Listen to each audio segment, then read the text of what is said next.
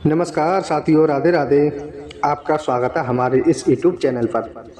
यदि हमारे इस यूट्यूब चैनल पर पहली बार आए हो तो हमारे इस यूट्यूब चैनल को सब्सक्राइब ज़रूर कर लेना, क्योंकि साथियों आपका एक सब्सक्राइब करने से कुछ नहीं जाता, हमारा ही एक परिवार बढ़ता है। आज की कहानी हम आपके लिए साथियों बहुत ही ज्ञानवर्धक एवं मोटिवेशनल लेकर के हाजिर हुए हैं। साथियों आज की कहानी का टाइटल है, आखिर औरतों का गर्भ क्यों गिर जाता है। वह औरत कौन सी होती है जिसे पुत्र प्राप्त नहीं होता है, जिसे पुत्र नहीं हो पाता है साथियों, और वह आखिर औरत कौन सी होती है जिसका गर्भ गिर जाता है। आइए इस वीडियो में विस्तार पूर्वक जानते हैं कि आखिर किस पाप के कारण स्त्री का गर्भ गिर जाता है और कौन सी औरत होती है जिसका पुत्र नहीं होता है। साथियों इस समय में जो समय चल रहा है, इस समय में जब भी बात आती है तो साथियों संतान की ही आती है। और साथियों यह भी जानेंगे किस दिन साथियों संबंध बनाने से पुत्र की प्राप्ति होती है। आइए साथियों चलते हैं तो विस्तार पूर्वक जान लेते हैं। तो इससे पहले साथियों वीडियो में आप खो न जाओ, हमारे इस वीडियो को लाइक करके चैनल को सब्सक्राइब जरूर कर लेना और बड़े ही प्यार के साथ में कमेंट में जय भोलेनाथ जरूर लिख देना। आइए साथियों चलते हैं इस वीडियो की तरफ, आखिर जान लेते हैं। साथियों एक समय की बात है, भगवान भोलेनाथ कैलाश पर्वत पर माता पार्वती के साथ में बैठे हुए थे। तभी साथियों माता पार्वती शिव भोले से कहने लगती हैं कि हे भोलेपति, आज मेरे मन में एक शंका हो रही है, उस शंका का कृपया आप समाधान करें। मेरे मन में एक प्रश्न उठ रहा है। तभी भगवान भोलेनाथ कहने लगते हैं, हे प्रिय, आपके मन में जो भी शंका उठ रही है, जो भी आपका प्रश्न है, वो हमें निःशंक होकर के बताइए, हम आपकी हर शंका का समाधान करेंगे। तभी साथियों माता पार्वती कहने लगती हैं, हे भोलेनाथ, आखिर किस औरत को संतान का सुख प्राप्त नहीं होता है और किस कारण से बालक की गर्भ में ही मृत्यु हो जाती है, किस बात के कारण स्त्रियों का गर्भ नष्ट हो जाता है, इसके पीछे कौन सा रहस्य है, कृपया मुझे विस्तार पूर्वक बताइए। तभी साथियों भगवान भोलेनाथ कहने लगते हैं, हे माता पार्वती, आपने एक विशेष प्रश्न हमसे पूछ लिया है। आपके इस प्रश्न में संसार की सभी माताओं का कल्याण छिपा हुआ है। स्त्रियों के द्वारा किए गए पाप के ही कारण उनका गर्भ गिर जाता है। इसीलिए हे प्रिय, मैं आपके लिए एक कथा सुनाता हूँ। इस कथा के माध्यम से तुम्हें तुम्हारे सभी प्रश्न के उत्तर मिल जाएंगे। तभी साथियों माता पार्वती कहने लगती हैं कि मैं इस कथा को शुरू से एंड तक जरूर सुनूंगी, आप इस कथा को प्रारंभ कीजिए। तभी साथियों भगवान भोलेनाथ माता पार्वती को एक कथा सुनाने लगते हैं और कहने लगते हैं कि बहुत समय पहले की बात है। प्राचीन समय में एक राजा रहा करते थे। वह बहुत ही अधिक धनवान थे। उसके घर पर ऐसे मानो साथियों कि किसी चीज की कोई भी कमी नहीं थी। उसकी एक पुत्री भी थी। उस राजा ने अपनी बेटी का विवाह एक दूसरे राज्य में कर दिया। तभी साथियों ससुराल में जाने के बाद उसके ससुराल वाले बहुत ही प्रेम के साथ उसे रखने लगे। उसका नाम साथियों मालती रख दिया। वह मालती साथियों अपने ससुराल में बहुत ही खुश रहने लगी। और साथियों उस मालती की सास तो बहुत ही क्रोधित वाली थी, जिसका नाम हेमा मालिनी था साथियों। और साथियों वह अपनी बहू को हमेशा यही ताने दिया करती थी कि हम अपने ससुराल से बहुत कुछ लेकर आए थे, तुम क्या लेकर आई हो। इसी तरह के ताने मार के साथियों वह हेमा मालिनी जो थी, वह मालती के लिए हमेशा ताने मारती रहती थी और उसके मायके से अपने लिए बहुत सारा धनवान लाने के लिए कहा करती थी। वह अपनी सास के कहे मुताबिक साथियों वह अपने पिताजी से कहकर जो भी कह दिया करती थी, उसी सौदा के लिए वह अपने नगर से मंगा लिया करती थी साथियों। और उसके पिताजी जो थे वह उसे खुशी खुशी दे दिया करते थे। इस तरह साथियों वह मालती जो थी, मालती के सास का लालच और ज़्यादा बढ़ता ही जा रहा था। वह अपनी बहू के मायके का सब कुछ हड़पना चाहती थी, क्योंकि वह चाहती थी इसके पिताजी धनवान राजा हैं। क्योंकि साथियों वह अपनी सास की यह चाल नहीं समझ पाती है और वह उसकी मीठी मीठी बातों में आ जाया करती थी और जो भी उसकी सास कह देती थी वह बहुत ही प्यार के साथ में वह अपने पिताजी से मंगवा लिया करती थी। और साथियों उसका पति भी अपनी माता का बातों का आज्ञा का पालन करने वाला ही था। वह भी नहीं समझ पाता था साथियों। जैसे जैसे साथियों वह मालती अपने ससुराल से धन लाया करती थी वैसे वैसे उसके ससुराल वाले उससे बहुत खुश रहा करते थे और उससे खुश रहा करते थे तो इससे साथियों वह मालती भी बहुत खुश रहा करती थी। और मालती को खुश देखकर साथियों उसके पिता राजा भी बहुत ही खुश रहा करते थे। फिर साथियों कई वर्ष बीतने के बाद में 2-3 वर्ष बीत जाते हैं। उसके बाद में साथियों वह मालती जो थी वह गर्भवती हो जाती है। फिर उसके बाद में उसकी सास ने कहा अपने पिताजी को खबर पहुंचा दो और कहो कि बड़ी बड़ी वस्तु पहुंचा दी जाएं। फिर उसके बाद में मालती के माता पिता जो थे वह इस बात को सुनकर के बहुत ही प्रसन्न हो जाते हैं, बहुत ही खुश होने लगते हैं। फिर उसके बाद में साथियों वह अपने मायके जैसे ही खबर पहुंचाती है उसके पिताजी जो थे अनेक वस्तु अनेक उपहार लेकर के उसके ससुराल में पहुंच जाते हैं। फिर उसके बाद में साथियों उस मालती का अनेक दिनों तक गर्भ बढ़ता गया और वैसे ही साथियों उसकी सास उसका अच्छे से ख्याल रखने लगी। लेकिन साथियों भगवान की विधि के विधान को कौन मिटा सकता है। कुछ दिनों बाद ऐसी घटना घटी जिसे मालती का जीवन दुखों से भर गया साथियों। उसके हंसते खेलते जीवन में अंधेरा छाने लगा साथियों। एक दिन साथियों अचानक ही उस मालती का गर्भ गिर जाता है जिससे साथियों उस मालती की सास हेमा मालिनी जो थी वह बहुत ही क्रोधित हो जाती हैं और फिर उसके बाद में उस मालती को ताने मारने लगी और वह कहने लगी अरे पापनी तूने कुल का नाश कर दिया है, अभागनी है तू कि तूने अपने ही बच्चे को जन्म से पहले खा लिया है। तभी साथियों मालती कहने लगी है सासू माँ आखिर इसमें मेरा क्या दोष है और मैं तो पहले से दुखी हूँ और ऊपर से तुम मुझे ताने मार रही हो। आखिर मुझे पता होता तो मैं ऐसा क्यों करती। आखिर कोई भी अपने बच्चे को मारना चाहेगा क्या। इसमें मेरा कोई कसूर नहीं है, मुझे पता तक नहीं है कि क्या हुआ है। इस बात को लेकर मैं भी बहुत परेशान हूँ। तभी साथियों इतना सुनकर के उसके साथ कहने लगती है ऐसा नहीं है, तूने जरूर कोई पाप किया है। ऐसे जो कोई पाप करता है उसका ही गर्भ उसके पेट में से गिर जाता है। इतने पर भगवान भोलेनाथ कहते हैं माता पार्वती इस तरह उसके गर्भ को गिरने के कारण उसकी सास उसे भला बुरा कहने लगती हैं। उसी दिन से साथियों उसके सास उससे बात भी नहीं करती थी और वह हमेशा बुले भले ताने मारते रहती थी साथियों। उससे दिन भर घर का सारा काम करवाने लगी। तभी साथियों धीरे धीरे समय बीतता गया और मालती कष्ट में कष्ट झेलती गई। उसके बाद में साथियों मालती फिर से गर्भ धारण कर लेती है। इससे साथियों यह सब खबर सुनकर के पूरे परिवार वाले बहुत ही खुश हो जाते हैं। लेकिन उसकी सास हेमा मालिनी जो थी उसे हमेशा उसी तरीके के ताने मारा करती थी और वह हमेशा यही कहा करती थी कि एक बच्चे को तो यह खा गई है, अब इसे भी न जाने क्या करेगी। लेकिन साथियों यह बात जो थी वह मालती चुपचाप सहन करती रही। क्यों? उस हेमा मालिनी ने उस मालती के पिताजी को कोई भी खबर नहीं की, वह चुपचाप रही और ना ही मालती ने बताई अपने पिताजी को कोई भी बात। वह धीरे धीरे गर्भ बढ़ता रहा। वह साथियों गर्भ धारण करने के बाद भी वह घर का सारा काम किया करती थी। फिर भी साथियों उसकी सास को बिल्कुल भी दया नहीं आई। इस बार साथियों उसको पूरे 9 महीने हो जाते हैं और गर्भ धारण करने का समय आ जाता है। फिर उसके बाद में साथियों जैसे ही मालती का गर्भ धारण कराया गया उसको एक कमरे में ले जाया गया। जैसे ही बच्चा बाहर आया उसके बाद में साथियों वह बिल्कुल भी शोर नहीं कर रहा था। इस बार साथियों वह मालती जो थी उसने मरे हुए बच्चे को जन्म दिया था। इस बात को सुनते ही साथियों वह मालती जो थी वह बहुत ही दुख हो जाती है और वह दुखी होकर के साथियों जोर जोर से रोने लगी। इधर साथियों मालती की सास हेमा मालिनी जो थी वह और ज़्यादा क्रोधित हो जाती है और उस मालती के लिए अपने घर से बाहर निकाल देती है साथियों। तभी साथियों उसकी सास उसे बुरा भला कहती है, अरे अभागनी तू तो हमारे कुल का नाश करने के लिए आई है। तू तो एक चुड़ैल है और मेरे बेटे ने एक चुड़ैल से शादी कर ली है। तू निकल जा हमारे घर से, अब दोबारा कभी मत आना।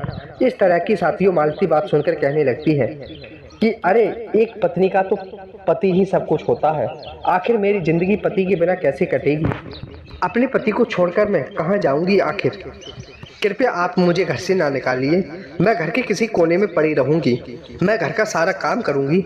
मैं एक नौकरों की तरह इस घर में रहूंगी, लेकिन मुझे इस घर से मत निकालिए। तभी साथियों इस प्रकार उसकी सास ने उसके लिए घर से धक्के मार करके बाहर को निकाल दिए। साथियों उसका पति भी यह सब देख रहा था, लेकिन उसके पति ने भी उसको कुछ नहीं कहा। तभी साथियों वह मालती जो थी वह ऐसी ही अवस्था में घर से निकल जाती है और वह चलते चलते किसी घने जंगल में पहुंच जाती है। साथियों ऐसा मान के चलिए वहां पर पंछी भी पर नहीं मार रहे थे, ऐसे सुनसान जंगल में पहुंच गई थी। तभी वह उस जंगल में चलती जा रही थी। तभी उसने देखा कि एक पेड़ के किनारे उस जंगल में एक कुटिया बनी हुई है। तभी साथियों वह कुटिया के पास पहुंच जाती है और वह देखती है उस कुटिया के और पास अंदर बाहर कोई भी नहीं है। फिर उसके बाद में साथियों बिना डरे वह वहीं पर आराम करने लगी। वह मालती इतनी उदास और डरी हुई थी, वह अपने पिता के भी घर नहीं जाना चाहती थी। उसे यह भी डर लगा हुआ था कि मेरी वजह से पिता की इज्जत ना चली जाए। इसलिए साथियों वह अपने माता पिता के घर नहीं गई और उसने उसी कुटिया में रहने का फैसला कर लिया। तभी साथियों वह भगवान भोलेनाथ की वहीं पर तपस्या करने लगी और वह वहीं पर रहा करती थी। साथियों उसी जंगल में रहने लगी। तभी बहुत दिन बीत जाते हैं साथियों। तभी उसके भक्ति से भगवान भोलेनाथ प्रसन्न होकर के एक साधु का रूप ले लेते हैं और उसे कुछ दान करने के लिए उसकी ओर चल देते हैं। साथियों तभी साथियों वह मालती एक दिन पूजा कर रही थी, वह अपनी भक्ति में लीन थी। साथियों तभी वहां पर महात्मा जी पहुंच जाते हैं। तभी साथियों वह अपनी भक्ति करके जब उठती है तो वह देखती है एक महात्मा जी उसकी ओर आ रहे थे और वह साथियों उनसे कहने लगती है, महात्मा जी पधारिए, आपका कैसे आगमन हुआ इस सुनसान घने जंगल में? तभी मालती के ऐसे वचन सुनकर के वह महात्मा जी कहने लगते हैं, पुत्री आप कौन हो और किस कारण से आप इस घने जंगल में अकेले ही निवारण कर रही हो?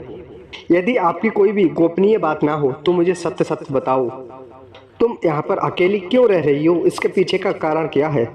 तभी साथियों मालती सारी बात बताते हुए महात्मा जी से कहती है, महात्मा जी मुझे मेरी सासू माँ ने घर से निकाल दिया है और मैं बहुत ही दुखी हूँ, इसीलिए मैं इस घने जंगल में निवास कर रही हूँ। तभी महात्मा जी कहने लगते हैं, पुत्री आपकी सासू माँ ने ऐसा क्यों किया है? आपकी सासू माँ ने आपको घर से क्यों निकाल दिया है? तभी साथियों वह सारी बात बता देती है। कहती है, महात्मा जी मेरी पहली संतान गर्भ से ही नष्ट हो जाती है, मेरा गर्भ गिर जाता है और दूसरी संतान मेरी हुई थी वह मरी हुई पैदा हुई थी। साथियों इसी प्रकार मेरी सास क्रोधित हो जाती है और मेरी सास ने क्रोधित होकर के मुझे अपने घर से निकाल दिया है। कृपया आप ही मुझे कुछ समाधान बताइए। मैं अपने पिताजी के घर जाऊंगी तो वह भी शर्म से लज्जित हो जाएंगे। तभी साथियों वह महात्मा जी कहने लगते हैं कि स्त्री को जिन नियमों का पालन करना चाहिए, इस नियमों को तुम ध्यान से सुन लो, तुम्हें कभी भी धोखा नहीं मिलेगा और ना ही तुम्हें घर से निकाला जाएगा। कि हे पुत्री, किसी भी स्त्री के लिए मासिक धर्म में पति से संबंध नहीं बनाना चाहिए और पति को स्पर्श भी नहीं करना चाहिए। इससे संतान गर्भ से ही गर्भ में ही गिर जाती है। गर्भ धारण की हुई स्त्री के लिए भगवान की तप में ही हमेशा लीन रहना चाहिए। उसके मुख पर हमेशा प्रसन्नता होनी चाहिए। गर्भ धारण की हुई स्त्री के लिए कभी भी दुखी नहीं रहना चाहिए, वह हमेशा खिलखिलाती रहे। उसे साथियों बुरी आचरण वाली स्त्री से हमेशा दूरी बनाकर रखनी चाहिए। एक गर्भ धारण की हुई स्त्री के लिए किसी दूसरे के घर का भोजन नहीं करना चाहिए और गर्भ धारण की हुई स्त्री के लिए सूप की हवा जो होती है उससे बचकर ही रहना चाहिए। उसे ज्यादा इधर उधर नहीं घूमना चाहिए। सूप की हवा लगने से भी गर्भ का नाश हो जाता है। उसे डरावनी कथाएं भी नहीं सुननी चाहिए और गर्भ धारण की हुई स्त्री के लिए ज्यादा गर्म भोजन भी नहीं करना चाहिए। और साथियों, जिस स्त्री के बच्चे मर जाते हो और जो स्त्री के बच्चे नहीं होते हो, उस स्त्री से हमेशा उसको दूरी बनाकर रखना चाहिए। जो भी स्त्री इन नियमों का पालन करती है वह हमेशा उत्तम पुत्र की प्राप्ति करती है। दूसरी इन नियमों का पालन नहीं करती है साथियों, उसका गर्भ भी गिर जाता है और उसकी कभी कभी संतान भी मरी हुई पैदा होती है। अब मैं, हे पुत्री, तुम्हें पुत्र प्राप्ति का उपाय बताता हूँ। इसे आपको ध्यान से सुनना है कि मासिक धर्म जो चलता है वह पहले दिन से 4वें दिन तक आपको पति से संबंध नहीं बनाना है। वह चौथे दिन शुद्ध हो जाती है। वह 1 सप्ताह के बाद देवी देवताओं का पूजन करने के योग्य बन जाती है।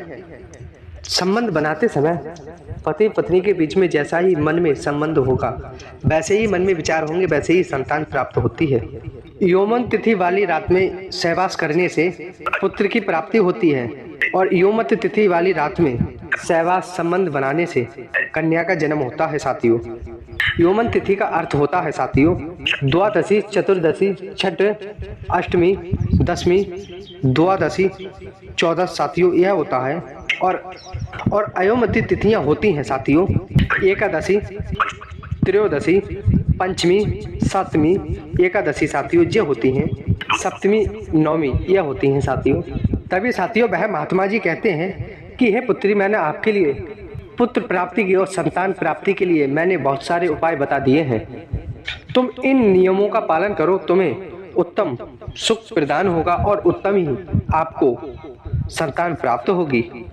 तभी साथियों वह महात्मा जी से कहने लगती है, हे महात्मा जी, अभी मेरा पति मेरे पास नहीं है तो उनसे मेरा संबंध कैसा बनेगा? आखिर वह गुस्से में है और वह मेरे पास कैसे आएंगे? तभी साथियों वह एक उपाय बताते हैं और कहते हैं, सुबह शाम भक्ति करना आप और गायों को सुबह शाम पहली रोटी खिला देना। तुम्हारे पति जो है वह यहाँ पर स्वयं तुम्हें लेने आ जाएंगे। इतना कहकर के साथियों वह साधु महात्मा वहाँ से अंतर ध्यान हो जाते हैं। तभी साथियों वह अचानक से गायब हो जाते हैं। तभी वह मालती समझ जाती है कि आखिर यह कोई और नहीं सिर्फ भोलेनाथ ही होंगे। तभी साथियों वह नित्य उस गाय को सुबह शाम एक पहली रोटी खिलाया करती थी। तभी साथियों भगवान भोलेनाथ उसके पति को एक सपना दे देते हैं और साथियों सपने में उसको पति को ढूंढने के लिए, उसकी पत्नी के लिए, और सपने में साथियों उसकी पत्नी को ढूंढने के लिए कहते हैं। तो वह सुबह होते ही साथियों वह अपनी पत्नी को ढूंढने निकल पड़ता है। तभी साथियों वह अपनी पत्नी को खोजते खोजते उसी वन में जा पहुंचता है और उसी वन में साथियों वह अपनी पत्नी को उसी कुटिया पर पाता है। अपनी पत्नी को उस कुटिया पे पा करके उससे मिलकर के बहुत ही प्रसन्न हो जाता है साथियों। उसके बाद में साथियों फिर वह पति पत्नी जो थे उसी कुटिया में रहने लगते हैं। और साथियों जब मासिक धर्म उसका शुरू होता है फिर उसके बाद में वह उस महात्मा जी के कहे अनुसार सभी काम कर देती है। उसे साथियों बलवान और बुद्धिमान साथियों पुत्र की प्राप्ति हो जाती है, जिससे साथियों मालती और मालती का पति उसे पाकर के बहुत ही खुश हो जाते हैं। फिर साथियों उसकी सास जो थी उस मालती को गोद में पुत्र देख करके बहुत ही खुश हो जाती है। तभी साथियों उस मालती की सास कहने लगती है, हे बहू, तुमने यह कैसे किया? तुम्हें कैसे पुत्र की प्राप्ति हुई है? फिर साथियों मालती जो थी वह अपनी सास को सारी बात बता देती है। तभी वह कहती है, हे सासू माँ, मैं एक जंगल में रहने लगी, वहाँ पर एक महात्मा जी आए और उन्होंने मेरी करुण पुकार सुन ली और मुझे कुछ उपाय भी बताए। उन्होंने वैसा वैसा मैंने करा सब और मुझे पुत्र की प्राप्ति हो गई। तभी साथियों उसकी सासू माँ उस मालती से कहने लगती है कि आखिर वह स्थान कौन सा है जहाँ पर तुम गई थी। तभी साथियों वह मालती सारे स्थान की जगह बता देती है। तभी दूसरे दिन सुबह होते ही साथियों उसकी सास वहाँ पर पहुँच जाती है और वह चमत्कारी साधु की राह देखने लगती है। उसके मन में लालच उठने लगता है। वह सोचने लगती है कि जब वह साधु महात्मा जी आएंगे तो मैं उनसे कुछ धनवान चीज मांग लूंगी, इससे मैं और ज़्यादा धनवान हो जाऊंगी। लेकिन साथियों उसे बहुत समय बीत जाता है, वहाँ से कोई भी संत नहीं गुजरते हैं। तभी साथियों उधर से एक राक्षसी भ्रमण करते हुए उसी जंगल से गुजर रही थी। तभी साथियों वह राक्षसी जो थी वह उस मालती की सास को देखती है वहाँ पर अकेले खड़े हुए, तो उसे वह निगल जाती है साथियों। उसे चबा चबा करके वह खा जाती है। तभी साथियों वह उसकी सासू जो थी वह एक राक्षसी के हाथों मारी जाती है। उसे अपनी गलती का पछतावा हो जाता है कि आखिर मुझे किसकी सजा मिल गई है और वह मृत्यु के घाट उतर जाती है साथियों। किसी को साथियों नाजायज सताने से उसको ही पाप लगता है। किसी को सीधे साधे इंसान को नाजायज सताना नहीं चाहिए साथियों, और किसी निर्दोष पर आरोप नहीं लगाना चाहिए। इधर साथियों मालती अपनी सासू माँ की राह देख रही थी, लेकिन बहुत समय बीत जाता है, 1-2 दिन निकल जाते हैं, लेकिन उसकी सासू माँ नहीं आती है। तब वह अपने पति को अपनी सासू माँ को खोजने के लिए भेज देती है। तभी साथियों उसका पति अपनी माँ को खोजने के लिए जाता है तो वह देखता है कि उसकी माँ तो मर चुकी है। वहाँ पर एक हड्डी पड़ी हुई है, तो उसने सोचा कि शायद कोई और किसी की हड्डी है, लेकिन वह राक्षसी उसी पेड़ पर लिख गई थी कि आखिर मैंने एक बूढ़ी माँ को खा लिया है, जिसे उस पेड़ पर नजर पहुंच जाती है साथियों, और वह उस पेड़ पर जो भी सारा लिखा हुआ था वह सभी पढ़ लेता है, और यह देख करके वह बहुत ही उदास होता है और वह अपने घर लौट आता है साथियों। तभी साथियों वह मालती और मालती की पति जो थे वह सुखपूर्वक अपने घर पर रहने लगे। तभी साथियों भगवान भोलेनाथ कहने लगते हैं, हे माता पार्वती। इस तरह साथियों उस महात्मा जी के कहे अनुसार मालती ने सारा वृतांत पूरा कर लिया और एक बलवान गुणवान पुत्र की प्राप्ति कर ली। तभी भगवान भोलेनाथ कहते हैं कि हे पार्वती, आपको सभी प्रश्न के उत्तर मिल गए। तभी माता पार्वती खुश होते हुए कहती हैं, प्रभु मुझे अपने सभी प्रश्नों के उत्तर मिल गए हैं। आखिर किस तरह बलवान पुत्र की प्राप्ति होती है और किस तरह आखिर स्त्रियों का गर्भ गिर जाता है। तो साथियों ये थी आज की वीडियो। आपको पसंद आई हो तो वीडियो को लाइक शेयर करके एक प्यारा सा कमेंट जरूर कर देना। आज की कहानी साथियों यहीं पर समाप्त होती है। ऐसे ही मिलते हैं ज्ञानवर्धक कहानी के साथ में। साथियों इस वीडियो को लाइक करके चैनल को सब्सक्राइब जरूर कर लेना और बड़े ही प्यार के साथ में कमेंट में जय भोलेनाथ जय माँ लक्ष्मी जरूर लिख देना साथियों।